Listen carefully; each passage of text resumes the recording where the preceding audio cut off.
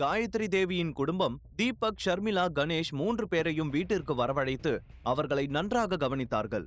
அதோடு தீபக்கிற்கு அவர்களுடைய கம்பெனியில் மேனேஜர் வேலையும் கொடுப்பதாக சொல்ல அது தீபக்கிற்கு சந்தேகத்தை ஏற்படுத்தியது. என்றைக்கும் இல்லாமல் இன்று அவர்கள் தங்களிடம் அன்பாக பழகுவதற்கு பின்னால் ஏதாவது சதி இருக்குமா என்று யோசிக்க ஆரம்பித்தான். அப்போது சௌந்தர்ராஜ் தீபக்கை பார்த்து, தீபக், நான் சொன்னதை பத்தி நீ என்னப்பா நினைக்கிற?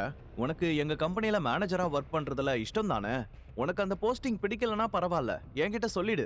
உனக்கு எது பிடிச்சிருக்கோ அந்த வேலையை நீயே செலக்ட் பண்ணிக்கலாம் என்று சிரித்து கொண்டே சொன்னார். அதை கேட்டு தீபக்கிற்கு என்ன சொல்வதென்றே தெரியவில்லை. குழப்பத்தில் எல்லோரையும் அமைதியாக பார்த்து கொண்டிருந்தான். திடீர்னு இப்படி சொன்னதும் உனக்கு ரொம்ப கன்ஃபியூஸா இருக்கும்னு நினைக்கிறேன். சரி, நீ சாப்பிடு, உனக்கு யோசிக்க இன்னமும் நிறைய டைம் இருக்கு, மெதுவா சொன்னா போதும் என்று சொன்னார் சௌந்தர்ராஜ். அதன் பிறகு எல்லோரும் அவர்களுக்குள் சிரித்து பேசிக்கொண்டு சகஜ நிலைக்கு வர, அப்போது தீபக் கணேஷை பார்த்து, அங்கிள், இவங்க சொல்றதெல்லாம் பார்த்தா எனக்கு சாப்பிடாமலேயே வயிறு நிறைஞ்சிருச்சு, ஆனா ஜீர்ணிக்க முடியுமான்னு தான் தெரியல என்று சொன்னான். ஆனால் கணேஷுக்கு தன்னுடைய குடும்பத்தில் இருக்கும் எல்லோரும் இவ்வளவு நல்ல குணத்தோடு பேசுவதை பார்க்கும்போது உள்ளுக்குள் சந்தோஷப்பட்டு கொண்டார். உண்மையிலேயே அவர்கள் நல்ல எண்ணத்தோடு தான் இதை செய்கிறார்கள் என்று அவர் நம்பினார். தீபக், யாராவது அவங்க பண்ணின தப்பை எல்லாம் உணர்ந்து நல்லவங்களா மாறினா அதை நாம சந்தேகப்படக்கூடாது. அவங்க நமக்கு நல்லது பண்ணணும்னு நினைக்கிறாங்க, அதையே நம்ம வேண்டான்னு சொல்லணும் என்று மெல்ல கேட்டார் கணேஷ். அப்படி நல்லவங்களா மாறி இருந்தா நம்மள அவங்க குடும்பத்துல ஒருத்தங்களா தானே சேர்த்திருக்கணும் என்று தீபக் கேட்க, ரொம்ப யோசிக்காத, அம்மாவுக்கு நம்ம மேல எவ்வளவு கோபம் இருக்குன்னு உனக்கு தெரியும்ல, எப்படி உடனே வீட்டுக்குள்ள சேர்ப்பாங்க? போக போக கொஞ்சம் கொஞ்சமா அவங்களோட மனசை மாத்திக்குவாங்க. அது வரைக்கும் நாம அவங்க கிட்ட நல்ல விதமா பேர் எடுத்தாலே போதும் என்று சொன்னார் கணேஷ். அந்த சமயத்தில் ஷர்மிளாவின் மனதிலும் கணேஷ் சொன்ன விஷயம்தான் ஓடிக்கொண்டிருந்தது. ஆரம்பத்தில் அவர்களை சந்தேகப்பட்டாலும் போக போக அவர்களின் மீது கொஞ்சம் நம்பிக்கை பிறந்தது. ஆனால் தீபக்கிற்கு இன்னமும் அவர்களின் மீது சந்தேகம்தான் இருந்தது.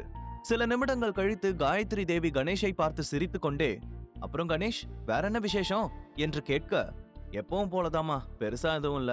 இங்கெல்லாம் எப்படி போகுது? நீங்க என்கிட்ட ஏதாவது சொல்லணுமா என்று கேட்டார். ஆமா, நிறைய இருக்கு. உதாரணத்துக்கு நவீன எடுத்துக்கோ. என் பேரன் இப்போ நல்லா வளர்ந்துட்டான்.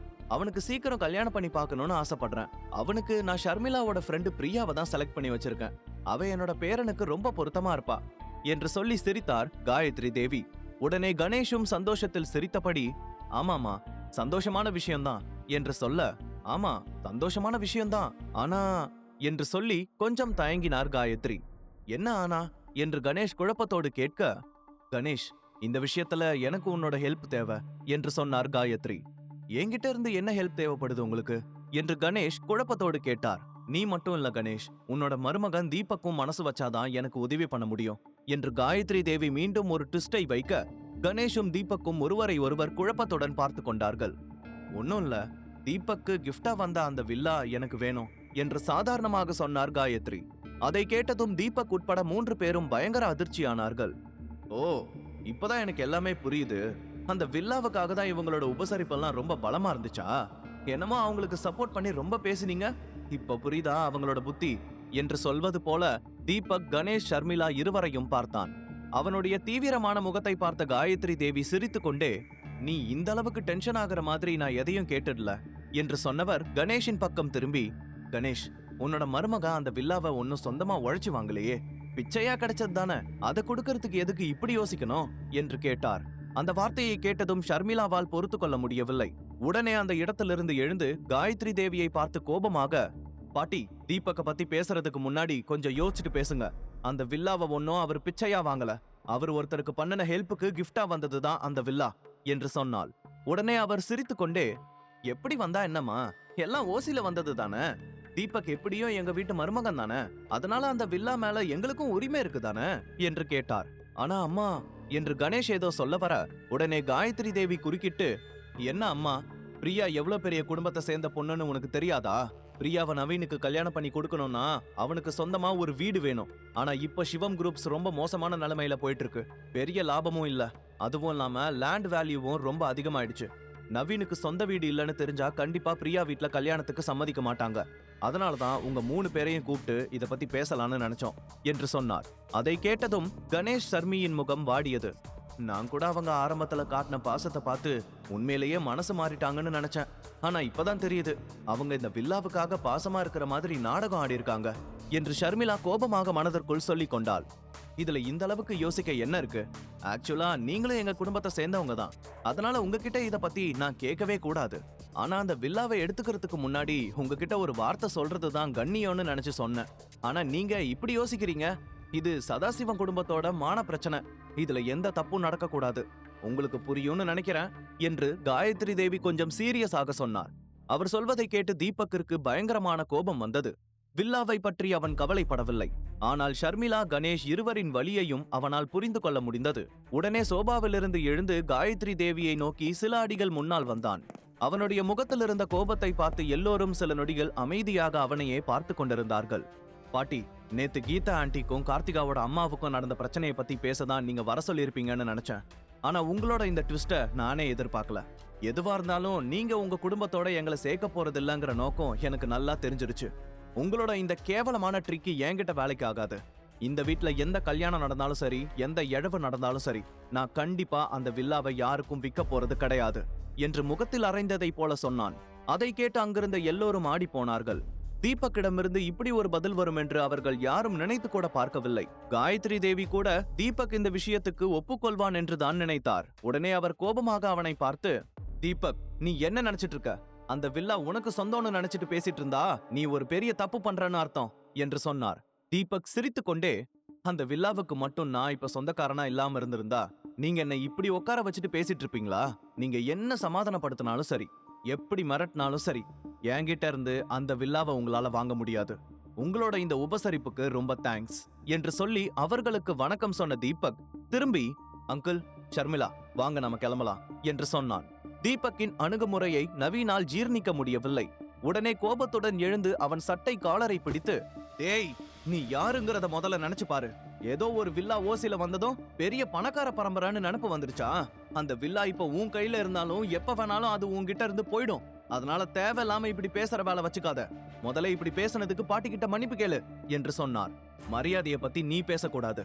முதல்ல என் சட்டையில இருந்து கையெடு, இல்லன்னா நடக்கிறதே வேற என்று தீபக் கோபமாக சொல்ல, உடனே காயத்ரி தேவி கோபத்துடன், நவீன், அவனோட சட்டையில இருந்து கையெடு என்று கோபமாக கத்தினார். தீபக் நினைத்திருந்தால் ஒரே நிமிடத்தில் அவனுடைய கையை உடைத்து தரையில் தள்ளி இருக்கலாம். ஆனால் அவர்கள் அடுத்து என்ன செய்ய போகிறார்கள் என்பதை பார்க்க விரும்பிய தீபக் அமைதியாக அவனுக்கு வார்னிங் கொடுத்து நின்றான். இல்ல பாட்டி, இந்த ஜோக்கருக்கு இப்ப தான் யாருங்கிறது மறந்துருச்சு. நேத்தும் இப்படிதான் அம்மாவை அவமானப்படுத்தினா, இன்னைக்கும் உங்களை மரியாதை இல்லாம பேசுறான். ஏற்கனவே சொன்னல, இவனெல்லாம் சரிக்கு சமமா வீட்டுல கூட்டிட்டு வந்து உட்கார வச்சு பேசாதீங்கன்னு. இப்ப நாய் அதோட புத்திய காட்டிருச்சு பாருங்க என்று கோபமாக சொன்னான் நவீன். அந்த வார்த்தையை கேட்டதும் ஷர்மிளாவால் தன்னுடைய கோபத்தை கட்டுப்படுத்த முடியவில்லை. வேகமாக முன்னால் வந்து வலுக்கட்டாயமாக தீபக்கை பிடித்துக் கொண்டிருந்த நவீனின் கையை விலக்கினாள். இன்னொரு வார்த்தை என் புருஷனை பத்தி தப்பா பேசுன, மரியாதை கெட்டுரும்.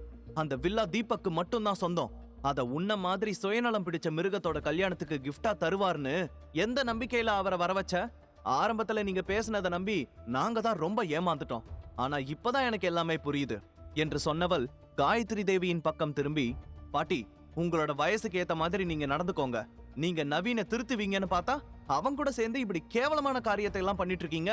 உங்களுக்கு வெக்கமா இல்லையா என்று கோபமாக கேட்டாள். ஹேய், வார்த்தை ரொம்ப நீளுது, மரியாதையா பேசு. உன்னோட எதுக்கும் உதவாத புருஷனுக்காக நீ என்னையே எதிர்த்து பேசுற அளவுக்கு வந்துட்டியா என்று காயத்ரி கோபமாக கேட்டார். உடனே கணேஷ் குறுக்கிட்டு, அம்மா, தேவையில்லாம பேசி பிரச்சனையை பெருசுபடுத்த வேண்டாம்.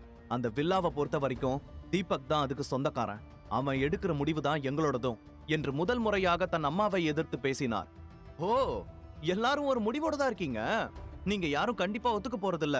பரவாயில்ல, இப்ப எங்க குடும்பத்தை சேர்ந்தவங்க இந்த விஷயத்தை பத்தி முடிவு பண்ணிக்குவாங்க என்று சொன்னார் காயத்ரி தேவி. இந்த விஷயத்துல உங்க ஃபேமிலி முடிவெடுக்கிறதுக்கு என்ன இருக்கு என்று கணேஷ் குழப்பத்தோடு கேட்க, அந்த நேரத்தில் காயத்ரி தேவிக்கு ஒரு கால் வந்தது. உடனே போனை எடுத்துக்கொண்டு, எனக்கு ஒரு முக்கியமான கால் இருக்கு, நான் திரும்ப வரதுக்குள்ள யோசிச்சு ஒரு நல்ல முடிவா சொல்லுங்க. நீங்க ஒரு சின்ன தப்பு பண்ணினாலும் உன் பொண்ணு தான் கஷ்டப்பட வேண்டியதா இருக்கும் என்று சொன்னார். எப்படி உங்களோட சுயநலத்துக்காக இப்படி ரொம்ப கேவலமா நடந்துக்கிறீங்க என்று தீபக் கோபமாக கேட்டான். ஆனால் காயத்ரி அவனுடைய வார்த்தையை கண்டு கொள்ளாமல் சௌந்தரராஜின் பக்கம் திரும்பி, நான் திரும்பி வரதுக்குள்ள வில்லாவை பத்தின ஒரு முடிவை இவங்க கிட்ட இருந்து வாங்கி வை, இல்லனா நான் என்னோட முடிவை சொல்ல வேண்டியதா இருக்கும் என்று சொல்லி அங்கிருந்து போனை எடுத்துக்கொண்டு உள்ளே சென்றார்.